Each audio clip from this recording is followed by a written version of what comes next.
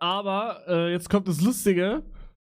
Der Arzt, mit dem ich geredet habe, der telefoniert so hoch, so, yo, ob Zimmer und so frei ist, heute OP. Digga, auf einmal sagt er, yo, der kennt dich. Kennst du einen bla bla bla? Ich so, nein. Und dann er so, ja, so ist es, wenn man berühmt ist. Na. Na. Na.